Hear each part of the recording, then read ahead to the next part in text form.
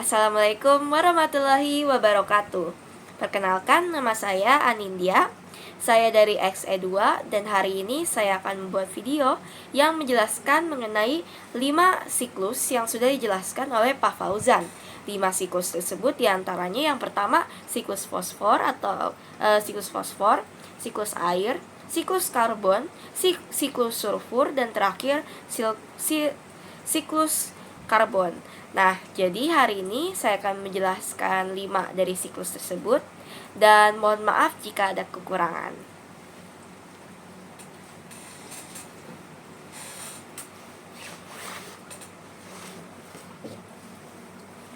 Jadi, saya akan memulai penjelasan video saya hari ini.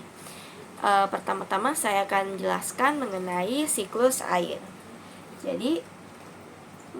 Jadi dalam siklus air itu, yang pertama ada 3 bagian. Yang pertama ada gunung atau permukaan bumi, bisa bilang gitu. Terus yang kedua ada laut, dan yang ketiga itu ada awan. Jadi yang pertama saya akan menjelaskan bagian paling awal, yaitu pada bagian gunung ini. Jadi pertama-tama di bagian gunung ini ada sungai. Di sini sungainya. Nah, jadi sungainya ini sebentar ya, di sini sungai ya. Jadi yang pasti sungai itu selalu bersambung dengan lautan, walaupun prosesnya itu lumayan lama ataupun sulit. Namun sungai itu pasti akan bersambung ke lautan. Makanya sungai yang dari gunung ini bersambung turun ke laut di bagian sini. Nah, selanjutnya di bagian laut sini airnya itu yang dari gunung ini akan bertahan di situ sampai ketika masuk ke proses selanjutnya, yaitu proses evaporasi. Nah, evaporasi ini adalah terjadinya penguapan dari air yang di laut ini ke langit, atau yang dia menjadi awan. Proses penguapan air yang dari laut yang menjadi awan. Jadi dia itu menguap ke atas di sini. Ini adalah proses evaporasi.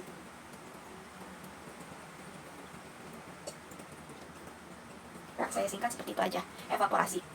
Nah, setelah dia sampai di awan sini, yaitu awannya itu masih cerah, masih bisa dibilang baru lahir atau ya masih suci lah, seperti itu. Karena dia itu masih fresh, masih baru menguap dari masih baru lahir, seperti itu sederhananya.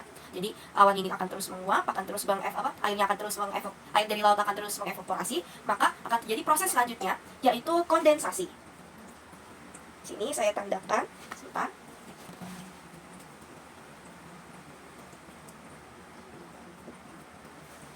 Jadi dalam proses kondensasi ini bisa dibilang awan yang setelah proses kondensasi ini menjadi menggelap, atau bisa dibilang awannya itu penuh dengan air karena dia itu terisi dengan banyak air, makanya dia itu menggelap. Jadi kita bisa warnain.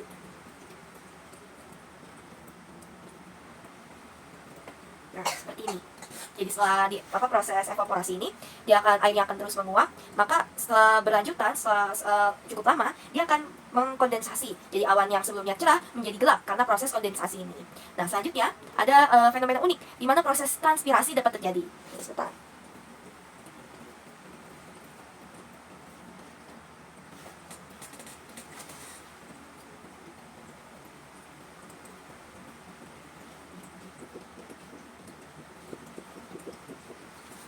Nah, jadi proses transpirasi ini adalah sebuah fenomena unik di mana awan yang sudah penuh dengan air ini turun menjadi hujan di laut.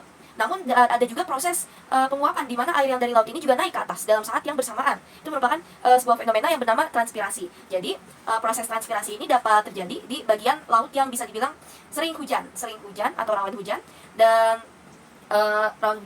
dan ini biasanya terjadi juga di laut bagian tengah.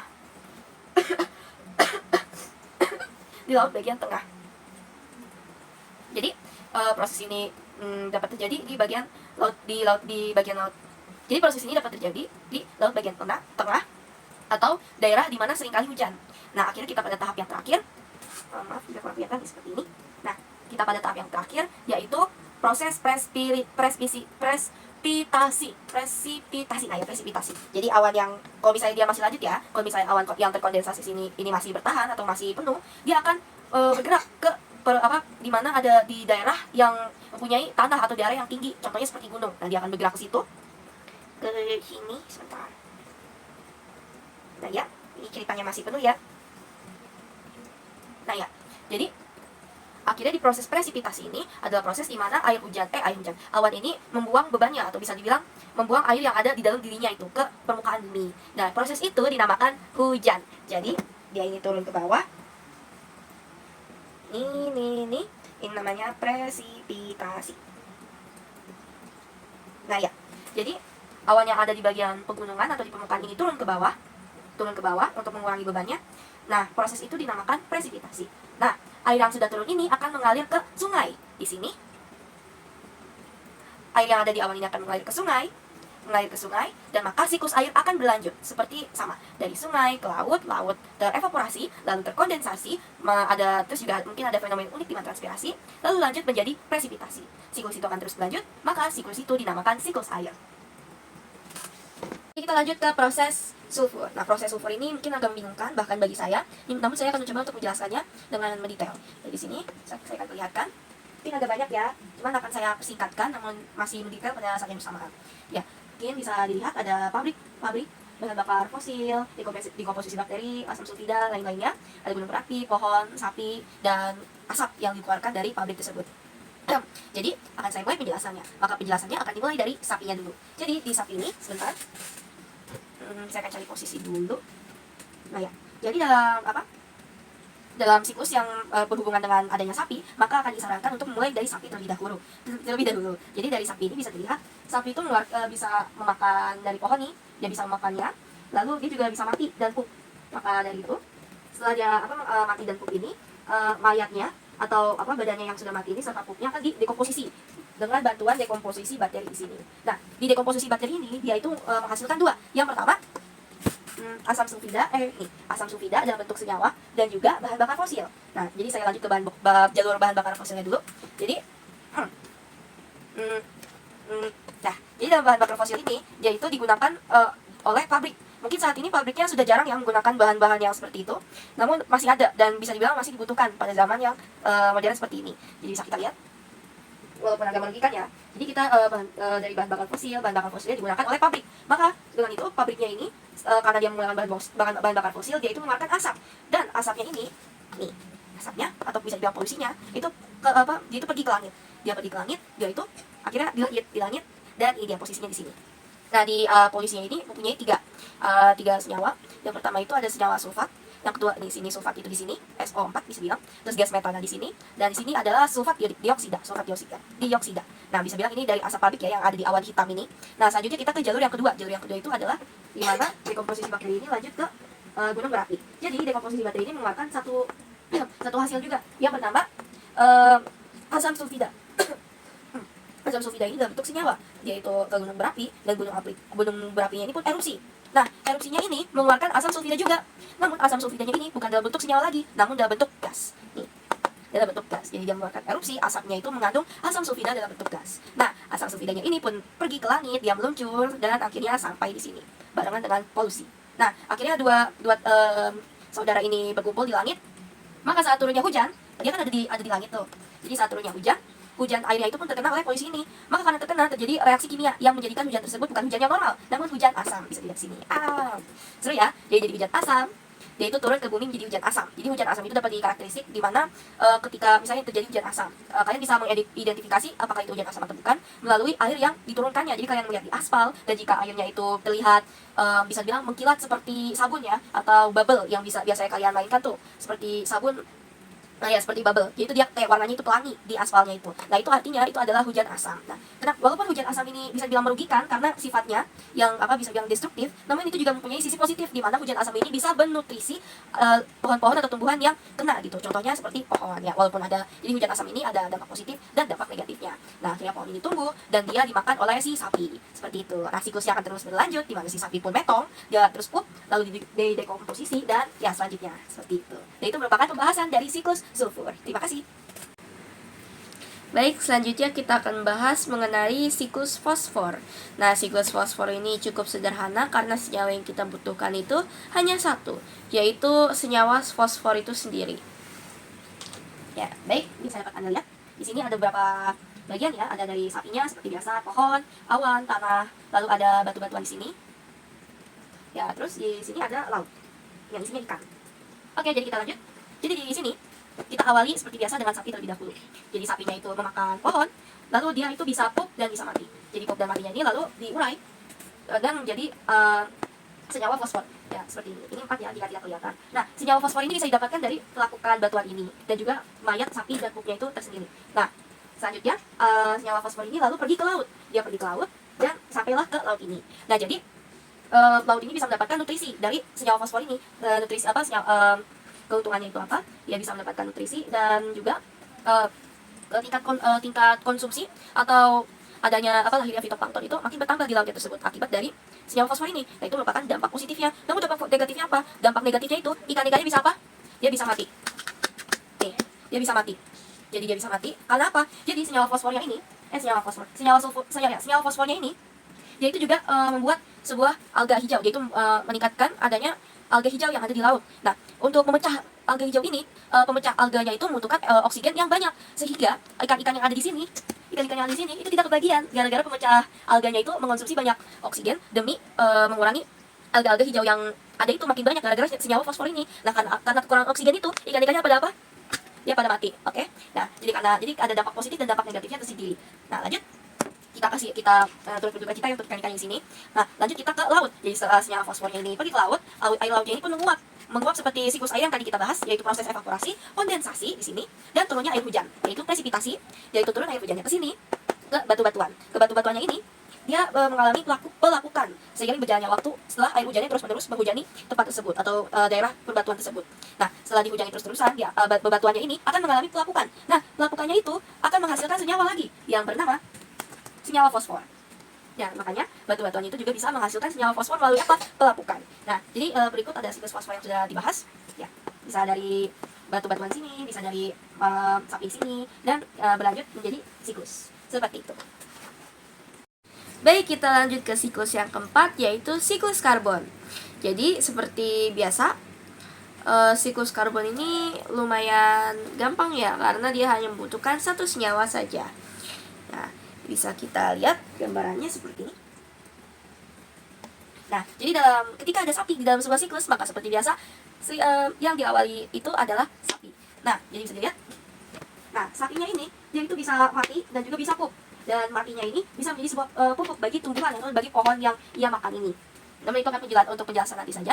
Sekarang kita lanjut ke proses karbon dioksidanya. Jadi karena sapi ini juga termasuk makhluk hidup, dia akan mengeluarkan senyawa yang bernama karbon dioksida. Dan karbon dioksida ini keluar melalui proses apa? Proses respirasi. Nah, jadi proses respirasi ini bisa dikeluarkan dari tumbuhan, hewan, maupun manusia seperti kita melalui pernapasan, kayak membuang napas itu termasuk salah satu respirasi atau membuang karbon dioksida gitu dari tubuh kita.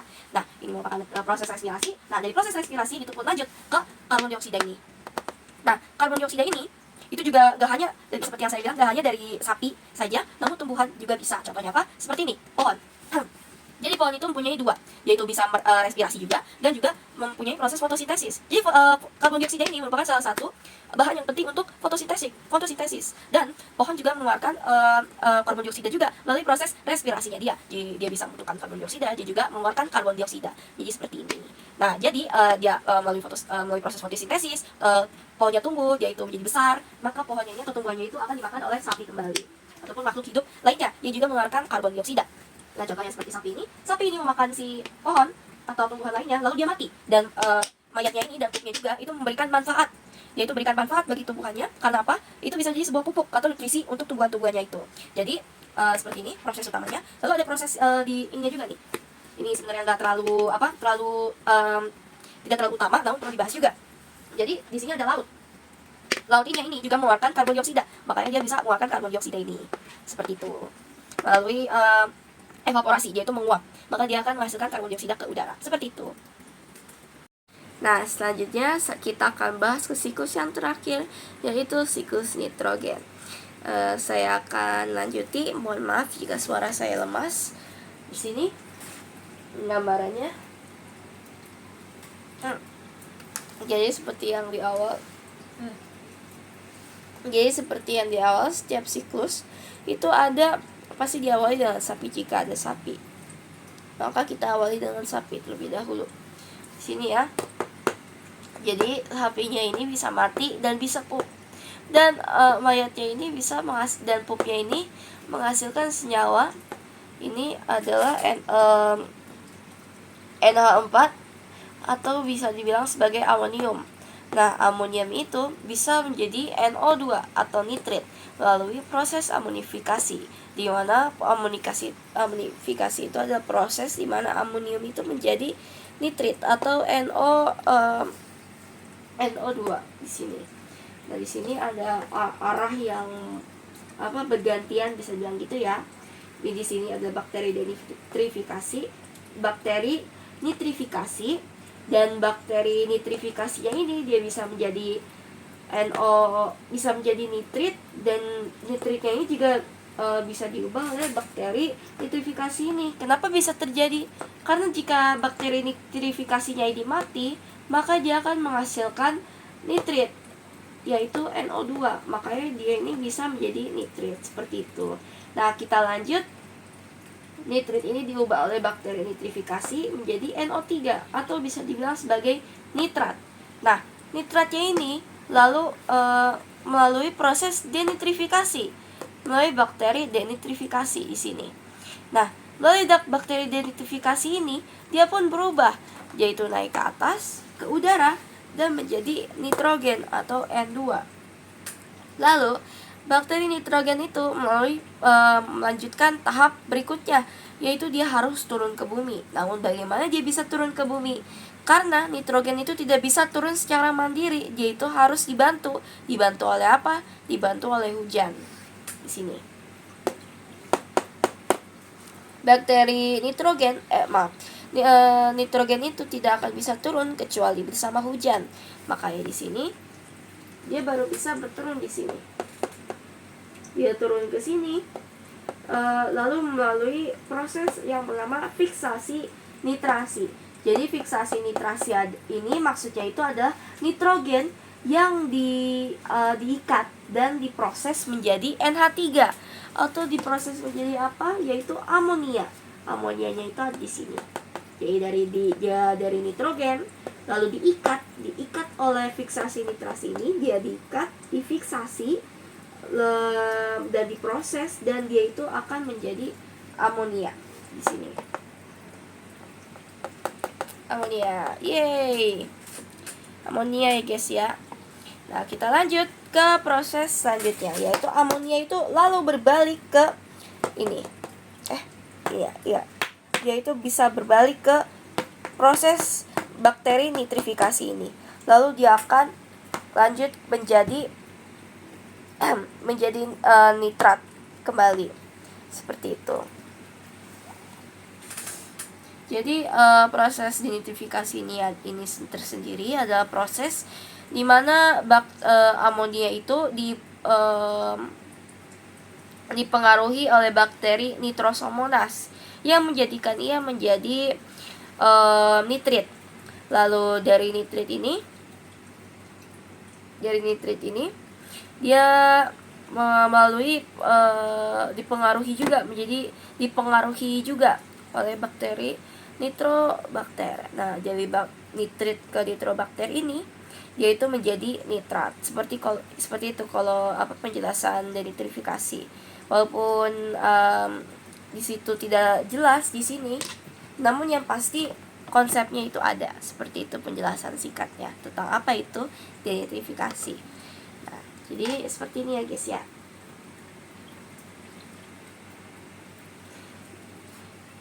Jadi ini juga pohonnya itu bisa tumbuh dikarenakan pup yang dihasilkan oleh makhluk hidup ataupun sapi yang sesudahnya itu akan mati atau ya pup seperti itu. Jadi berikut adalah penjelasan mengenai 5 siklus yang sudah saya bahas sebisa mungkin dalam kondisi saya yang masih kurang fit ya. Mohon maaf Bapak jika ada kekurangan, maka saya Anindya izin pamit undur diri. Terima kasih Bapak atas kemudahannya. Wassalamualaikum warahmatullahi wabarakatuh.